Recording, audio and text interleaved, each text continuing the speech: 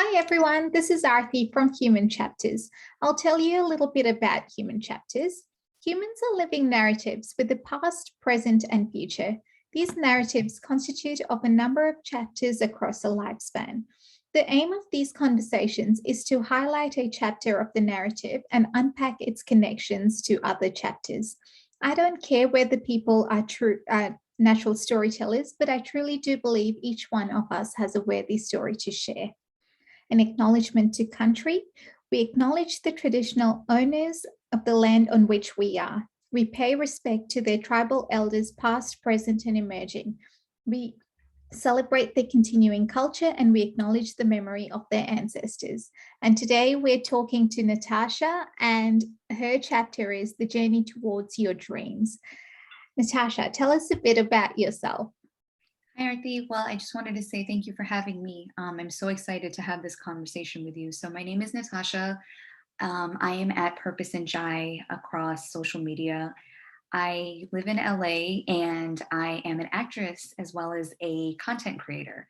And so I wanted to share a little bit today about my dreams and my journey towards trying to pursue the career in the arts and a little bit of the challenges that I've faced along the way, and just how much it takes to pursue a dream, how there can be so many barriers placed in front of you, especially cultural ones, not to mention, being a woman of color, how there's very little opportunities for us, but I'm glad to see that that's something that's changing.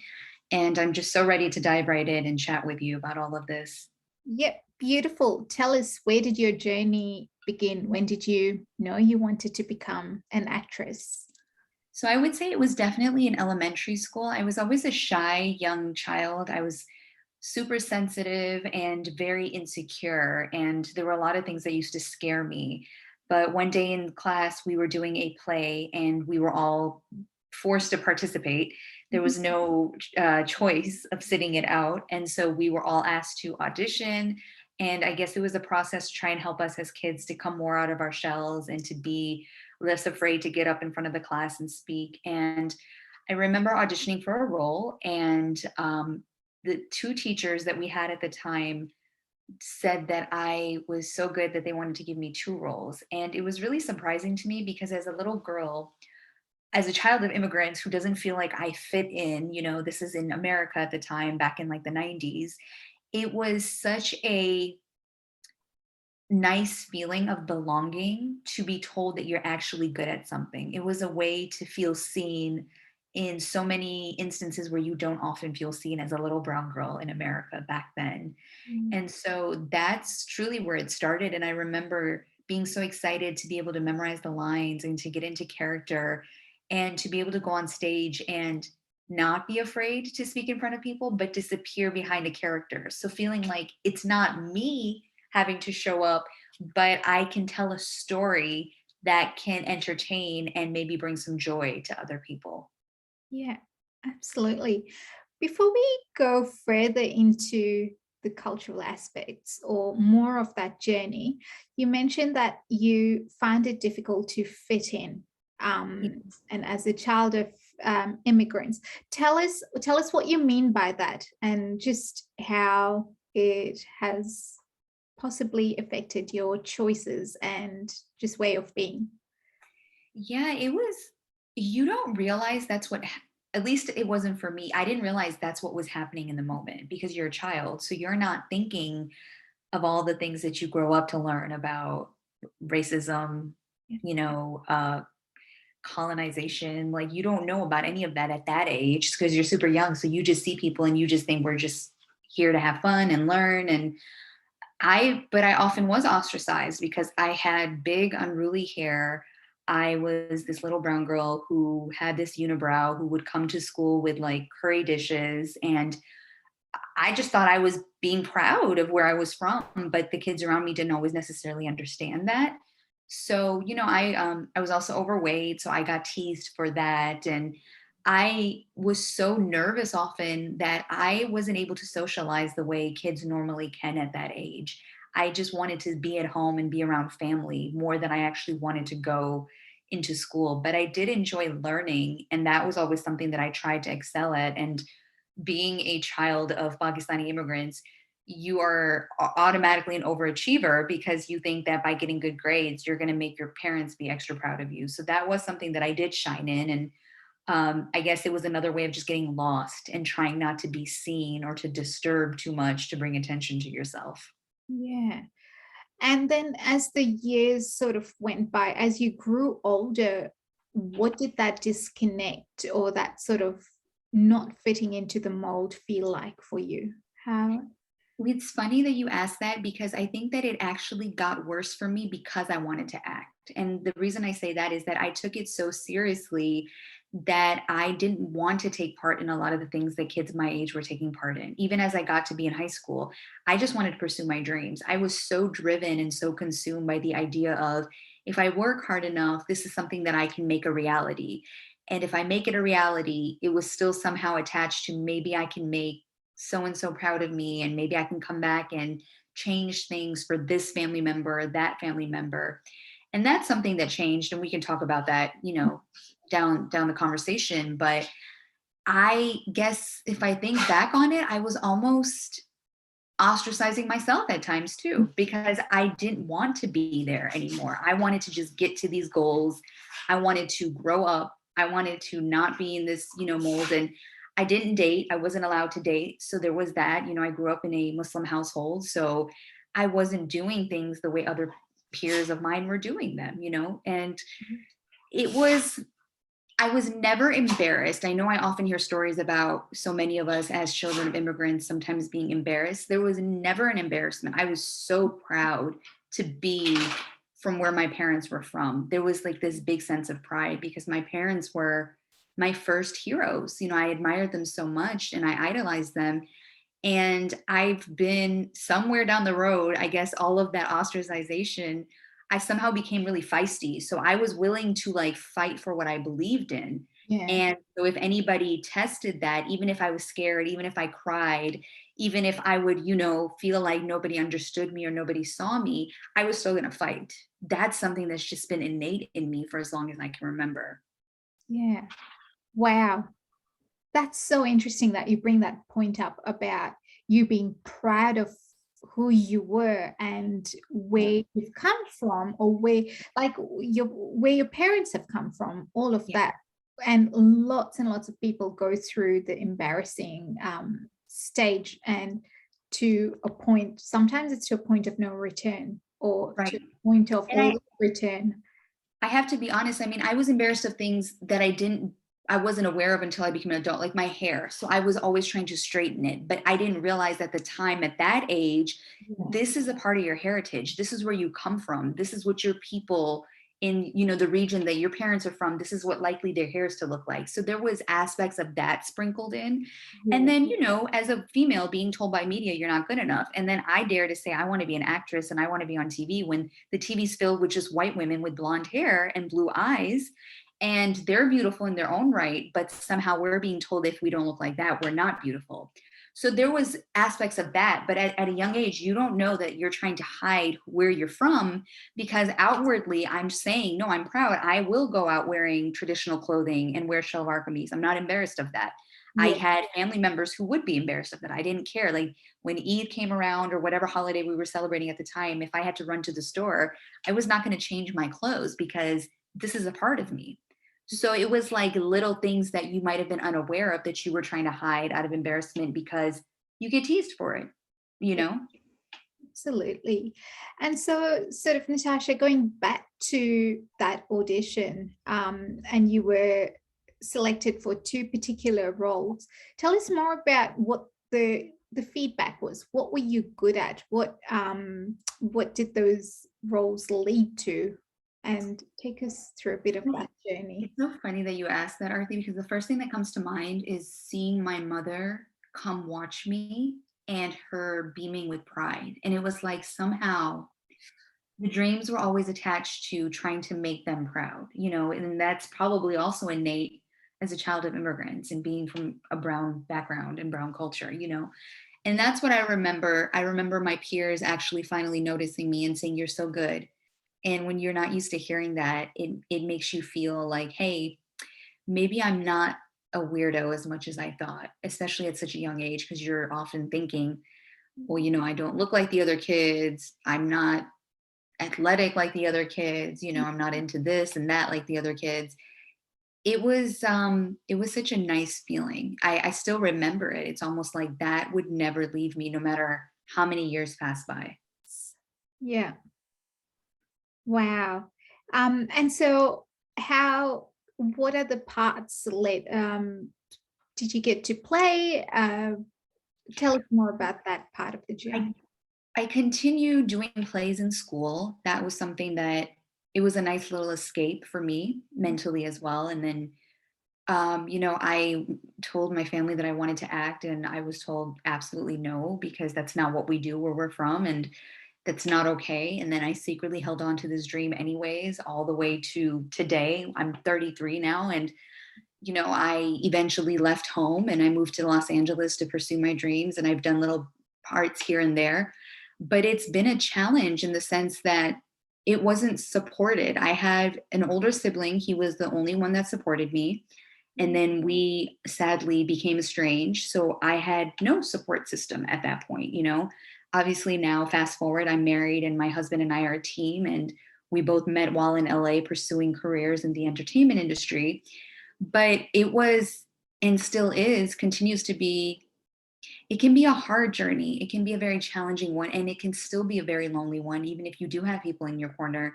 Because now I've been in LA for almost 12 years, and I left behind everything that I knew to pursue these dreams because they were so important to me. I didn't know anybody here when I moved here. I was in my early 20s, and I was just so focused and told myself, I'm going to make it. I'm going to make it. I'm going to make it. And my view on making it has changed and shifted drastically as well. First of all, times have changed so much from 12 years ago. Social media was not a thing like that. I think only Facebook was around Yeah. 12 years ago. Now people are creating their own opportunities from their own living room. Yes. That was not a thing. And that's something I also had to learn, that I had to pivot, that the way that I thought the dreams were going to go isn't necessarily how they're going to go. But that doesn't mean that you give up. It means that you take another route, and that the destination is still the same, that the end goal is still the same. Mm. So, it's been an interesting ride, and I've been leaning more into the social media aspect of it now by creating skits and putting myself out there on TikTok and making reels, and I'm working on little sketches to also shoot and share. And while I was doing that, I created my blog because I thought, hey, maybe I can talk about this stuff. Maybe I can help other brown girls who were also told they can't pursue certain things, but they wanted to anyways. Absolutely. Natasha, tell us more about why that particular idea of being an actress, when you told your parents, why that was rejected without a second question. So it was rejected by the some older family members, even more so than my parents. And I think it was because there was this assumption that, and this is going back, so, and this is, I'm not going to throw anybody under the bus here, but there was this assumption, being in a Pakistani Muslim culture, that women who are actresses are somehow easy, Yeah. or they're a certain type of woman. There was that notion, which is so absurd, Yeah. because I said I wanted to be an actress, not an adult film star. There's a difference, a complete difference between the two, And, I get from a different generation that that's what you think because you don't know any better, and I'm talking about like older, elder people in our family that were saying these kind of things. So it was that. There was also fear because no one had ever done it in our family. So we don't know what she's trying to get herself into.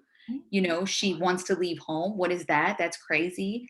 Also, and now it's coming out now about with the Me Too movement, there was all kinds of sleazy stuff happening in Hollywood that we were not privy to. And they were taking advantage of young women. And that's something that I've never openly shared, but I would like to share here, that I often say, thank you, God, thank you, universe, that when I was in my early 20s, that I didn't get what I thought I wanted then, because who knows what would have happened.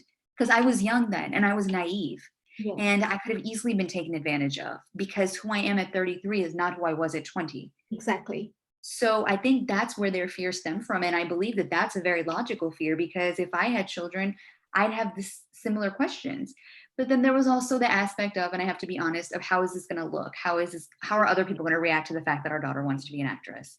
And that's the part that I wish was a little bit less focused on, because now that I'm an adult, I can understand the fears of my safety being a concern. But the outside opinions, we could have done without that. But that's also just so ingrained in our culture. Exactly. And what did it make you feel like at the time? And I know you've said that you have been a fighter since the day, like since you've known yourself. What did it make you feel like, and how did that fight come along?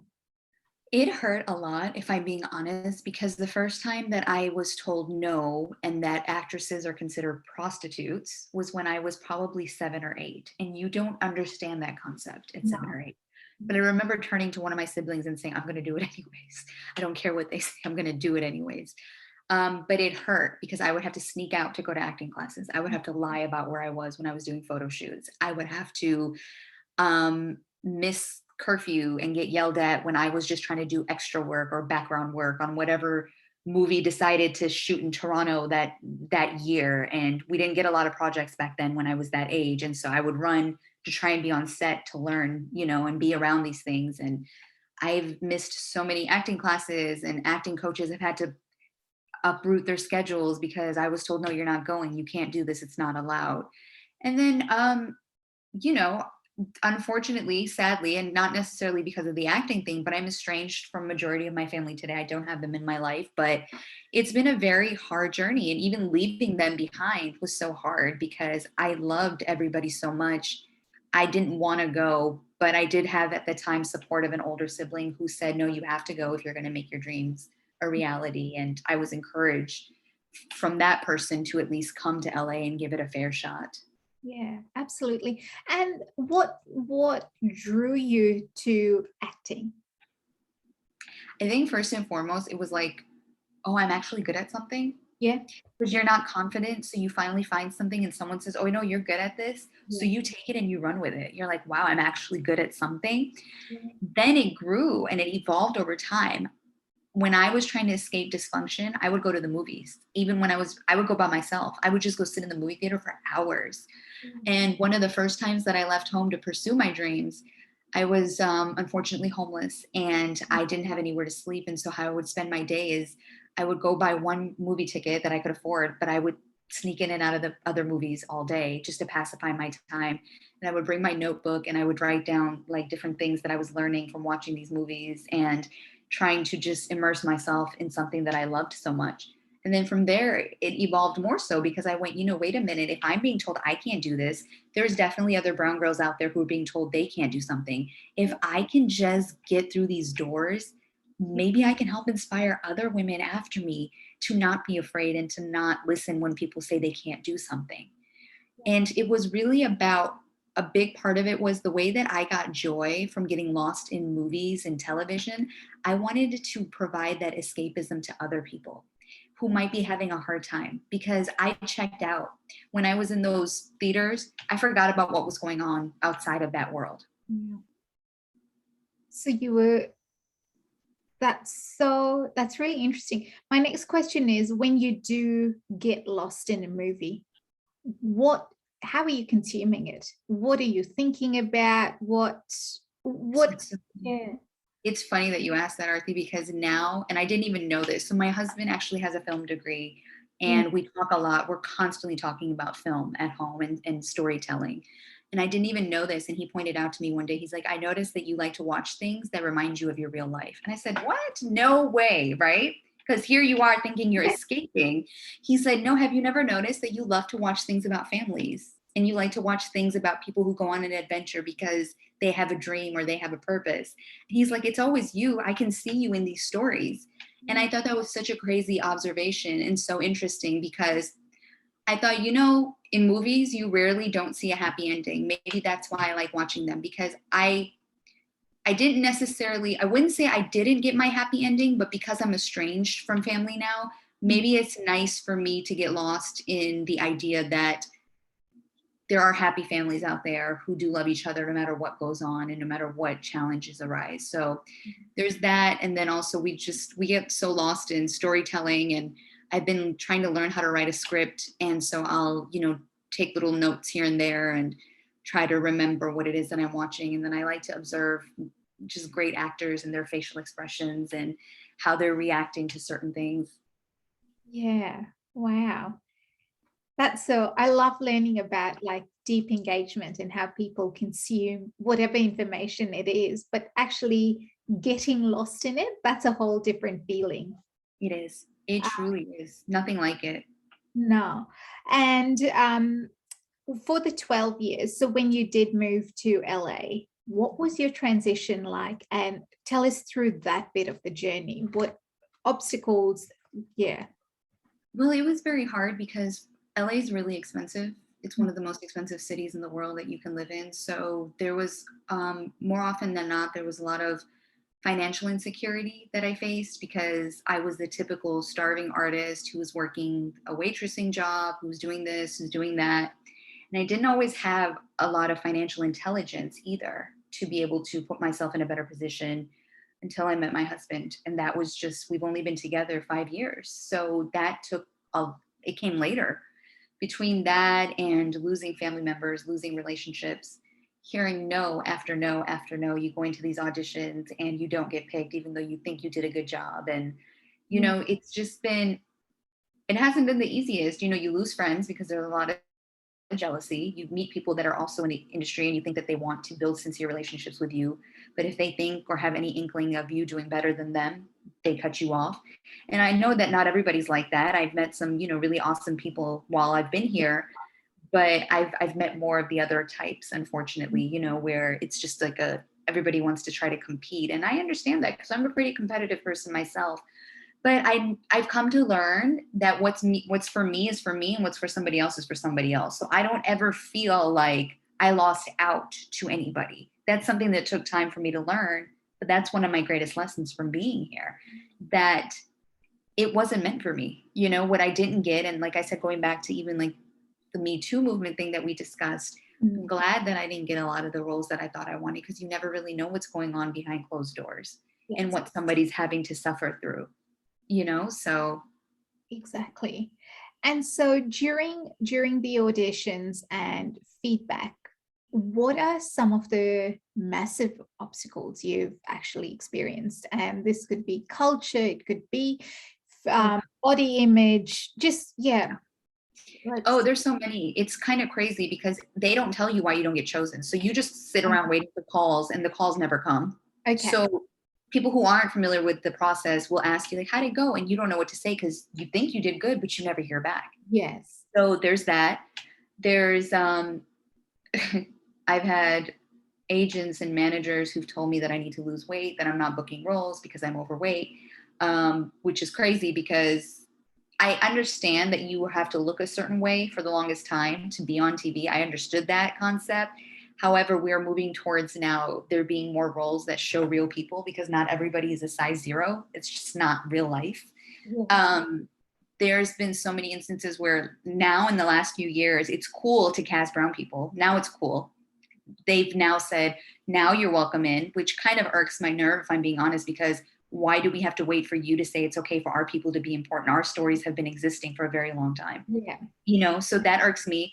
Yeah. Now, when they do that, I've had casting people tell me, I don't look brown enough. I don't look Desi enough. I don't look Pakistani enough. I'm Pakistani. I'm 100% Pakistani. But in their head, we look a certain way. So Yeah. oftentimes, if we're not the ones in the room doing the work, there's not enough representation of us. You're going to run into those all the time who think that you don't look the ethnicity that you actually are, Yeah. because they don't realize that we all look different depending on where we're from and the different regions. Yeah. So there's been that aspect of it. Wow. I've walked into rooms where the actresses, the other ones that are there to audition, will just stare you up and down and try to intimidate you. And I've even had some of them try to spark conversation with me and try to throw me off, and just little things here and there. And it's just I will say I am so thankful that the times are changing and that social media is here, because being able to just turn on my camera in the morning and put it on my tripod and throw out a sketch and build community, it feels so much more healthy to me than a lot of the experiences that I've had in certain rooms. Absolutely. Wow. And with the roles, what sort of roles have you had an opportunity to? I actually haven't even booked that many roles, to be honest with you. I've done a lot of like short films. I did do a show with Jim Carrey a couple of years ago. That was a pretty awesome experience. I've auditioned for commercials here and there, so I haven't even, and that's where a lot of the challenges could also come in for somebody mentally, because you're here for so long and you start to think, am I not good enough? Why am I not booking these roles? Like, what is it? And meeting my husband was one of the greatest things that could have happened, because he had to point out to me, he's like, there's this many jobs and there's this many actors. Yeah. Not everybody's always going to get the work, and not everybody's going to even get the work. And he always reminds me, he's like, but you're still here and you're still fighting for your dream, and that's what matters. And then he says to me, he's like, you need to create your own stuff. That's why it's good you're on social media, because how long are you going to wait for people to call your phone? You'll be waiting forever. You have to make the opportunities for yourself. So it's been like this, where I've had moments where I have thought like, should I just stop? Clearly I'm not good enough. Maybe it's this, maybe it's that. And then he'll be my voice of reason and say, there's so many of you trying to do the same thing that you're doing. There's not enough work to go around. So it's a numbers game. And then he'll tell me it's often based on opinion. You could go in that day wearing a green shirt, and if the casting person doesn't like a green shirt, they're not going to pick you. They'll pick somebody else. It's not always based on talent. It's all opinion based, and you'll be waiting for someone else for the rest of your life to make your dreams come true when you can just make them come true yourself. Yeah. And so he's just been a voice of reason for me in that way. So then tell us about that experience with when you had the show with Jim Carrey. What was that like? What was the audition process or selection process? So funny, because just the day before I was done, I was having one of those slumps where I thought, I'm not good enough. This is like, I don't even care anymore. That's what I was telling myself. I remember going to bed that night crying, and my husband's like, trying to talk me through it. And I was like, I don't want to hear anything. Don't mention acting to me anymore. Like, I'm done, because this is just crazy. I've been here for so long and I haven't booked anything. And then my agent called me the next day, and she's like, oh, you have this audition. It's a very small role, but it's with Jim Carrey, and I thought you might want to go out for it. And I said, okay, but I really didn't care, because I was like, I'm done. Like, I'm probably not going to get it. I never get these anything, right? I'm playing that role in my head. So I go to the studio for the audition, and I remember I didn't even put any makeup on. I barely brushed my hair, because I was like, I don't care. I really just don't care. And I go, and I'm about to go into the audition, and it's like a one-word line, like a one-word role. Or one sentence, sorry. Yeah. And I text my husband before I walk in, and I was like, hey, can you just kind of guide me? Like, how would you say this line? And so he gave me some direction through text. I went in, did it. The casting director laughed. She had me do it a couple more times. And that was it. And then I walk out, and I was still in like a really pissy mood. And I forgot where I parked my car. And I was I was mad that day. I was just so mad. I was over it. So I get in the car and I go home, and like, I think a couple of days later, my agent called me, and she said, you're actually the studio and the network's number one choice. They're going back and forth. Nothing's confirmed yet, but I just wanted to let you know I'm waiting to hear back. And I was like, what? Because you know what, Arthi, the part that I'm leaving out is that when I cried myself to sleep that night, I said, God, if you're listening, if you still want me to do this, just give me a sign, because I can't do this anymore. And then this happened. So then a weekend passes, and you're like, I didn't get it, because they would have called by now. So it's like a whole 2 days. And I still remember where I was. I was in the car driving, and my husband's next to me, and my agent calls me, and she's like, hey. And I was like, hi. And she's like, so how would you like to be in a scene with Jim Carrey? Because you booked the role. And I said, oh my God. And the first thing I thought was God was listening that night. Like, clearly God was listening that night. And my husband had to make me pull over, because he said I was like driving like a little crazy, because I was so happy. And we parked the car, and he actually recorded it, and he still has it somewhere. He was so happy for me. And so I go on set, and it was just one of the coolest experiences I've ever had, to be honest with you, because you're getting to do this thing that you've dreamt of doing since you were 5 years old. Like, it's just surreal. It's truly surreal. You're going to, like, you're driving in, and at the time, this is how funny life is. One of my main job source of income, I was a pizza delivery girl.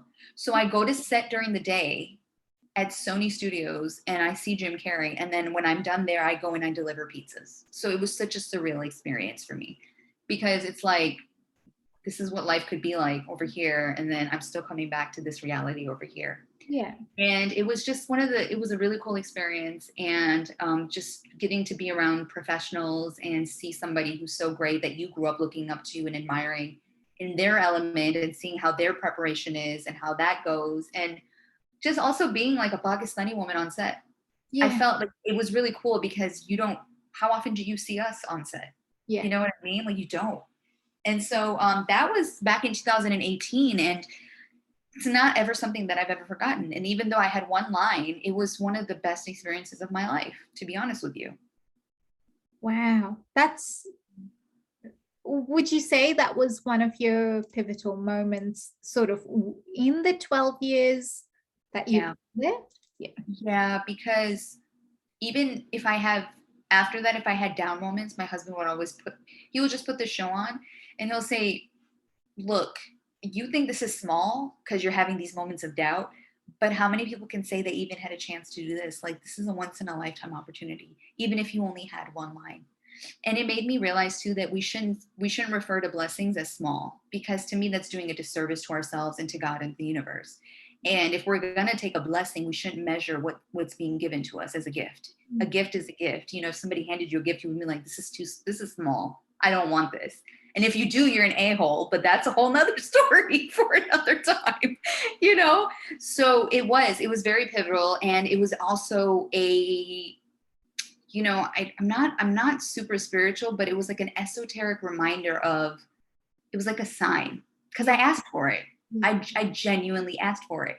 And I've had a handful of those type of things happen, some that I keep kind of private because they're so sacred to me. And sometimes you still can't believe how the universe rewards you when you really need it, when you need that reminder to keep going.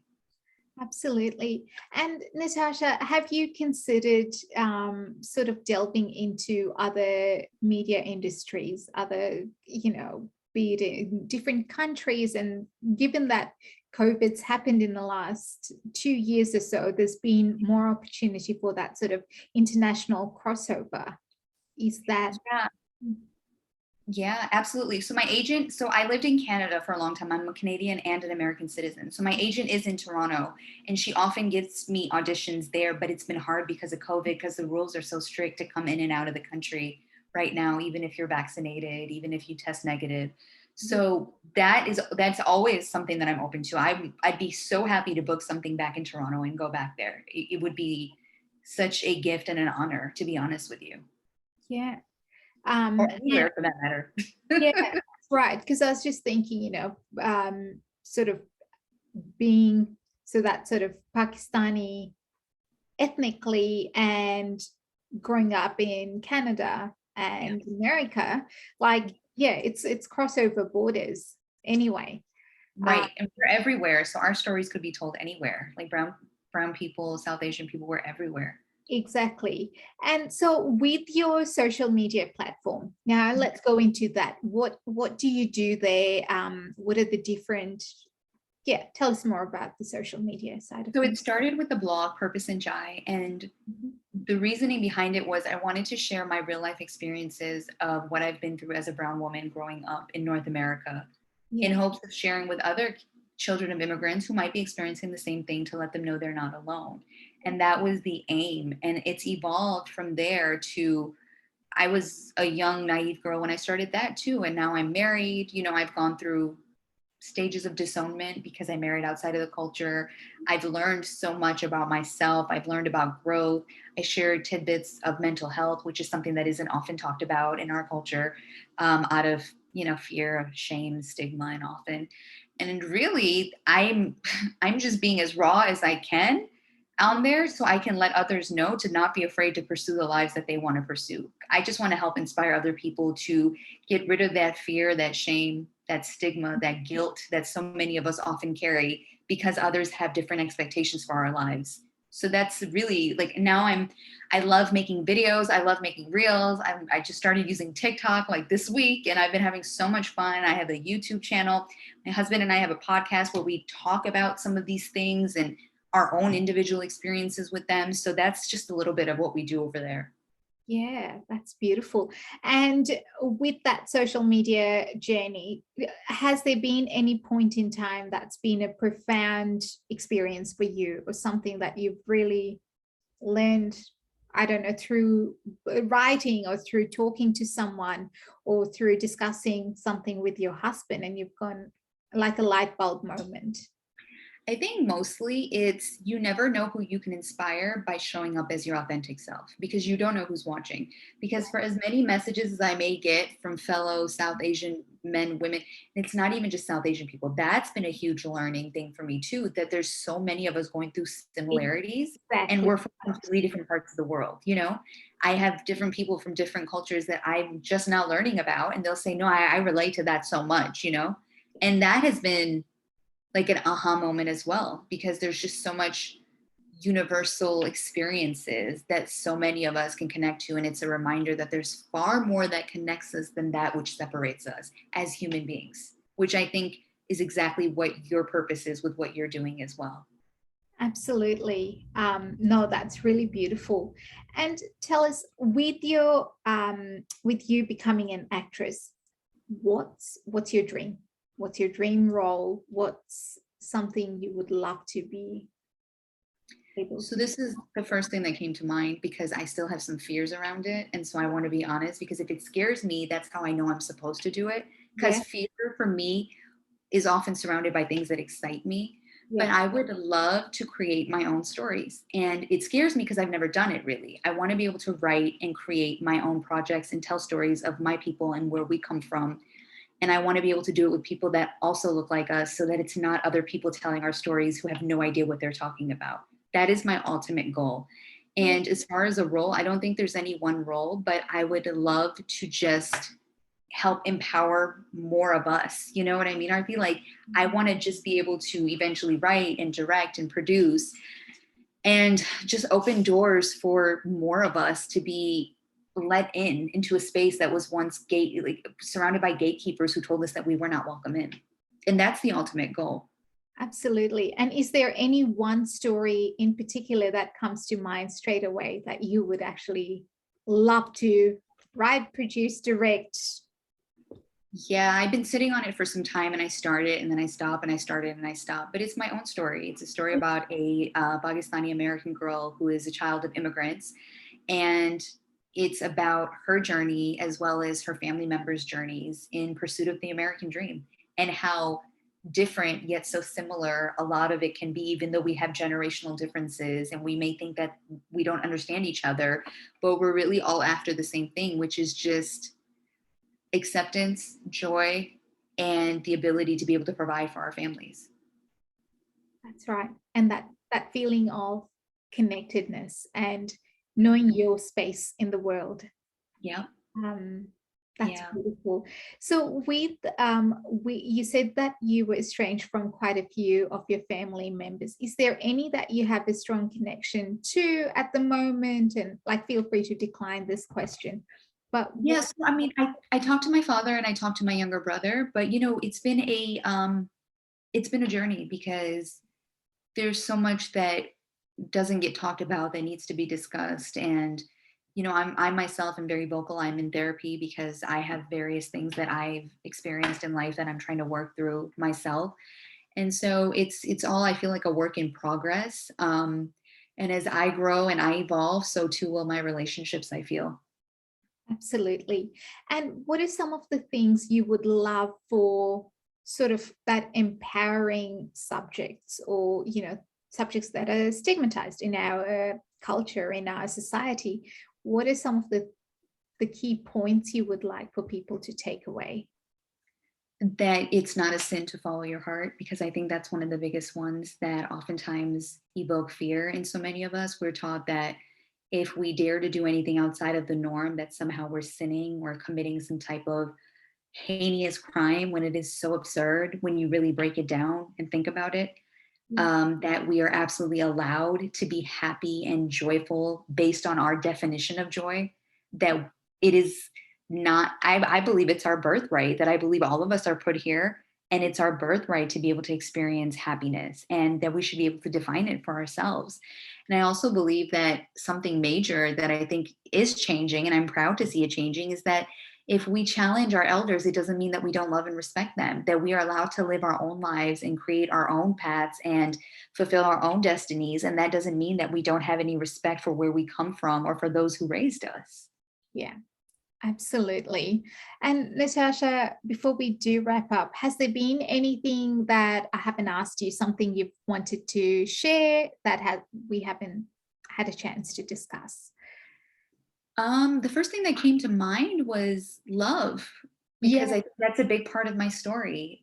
Falling in love with an African American man who I also was one of those signs where I prayed to God and I said, show me a sign because I'm looking for X, Y, and Z, and it would be really nice to have family in this way. And then I met my husband 3 weeks later. And the reason that I would like to share that little tidbit is because um, I think oftentimes as brown women, there is so much stigma around the idea of us choosing to marry outside of the culture. Yeah. And it could often be demonized, and we could be demonized for wanting something different.